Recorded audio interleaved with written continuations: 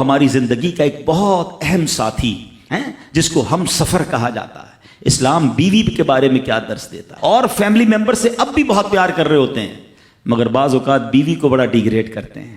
ہم شاید بھول گئے ہیں کہ ہماری زندگی کا بہت بڑا حصہ جس کے ساتھ گزرا ہے، ہم اس کے ساتھ بعض اوقات زیادتی کرتے ہیں۔ ہم کاروبار میں تکلیف میں ہوں، ہم باہر کسی ٹینشن میں ہوں، کسی بندے سے کسی بات کوئی بری لگ گئی، سارا غصہ آ کر اب بندے نے اپنی زوجہ پہ نکالنا ہے، کیونکہ وہ بیچاری تو کچھ نہیں کہہ سکے گی۔ پہلے کے زمانے جاہلیت میں بھی یہی تھا کہ عورتوں کو پیر کی جوتی سے زیادہ ذلیل سمجھا جاتا تھا، مگر کیا آج بھی کچھ گھرانوں میں ایسا نہیں ہے؟ ہماری زوجہ کی شاید ہر دعا میں ہم ہوتے ہیں۔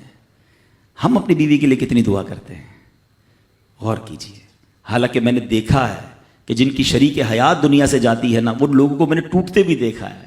تو ایسا نہ کریں، جس طرح وہ آپ کے لیے محبت کا اظہار، دعاؤں کی آپ کی خدمت گار ہے، آپ بھی اس کے لیے اچھا برتاؤ کریں۔ اور نبی پاک کا کیا انداز تھا؟ میں تو آج اسلام کی شریعت کی، اللہ کے نبی کی بات کرنے آپ کے سامنے آیا ہوں۔ اللہ کے حبیب علیہ الصلوۃ والسلام سے سوال کیا گیا کہ حضور آپ کو دنیا میں سب سے زیادہ پسند کون ہے؟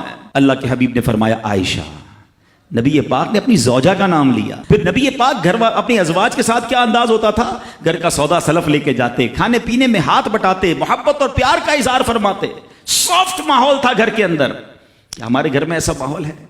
اسلام سے پہلے مال کے لیے جانوروں اور دوسرے ساز و سامان کے ساتھ ساتھ بیوی کو بھی رہن رکھوا دیا جاتا تھا۔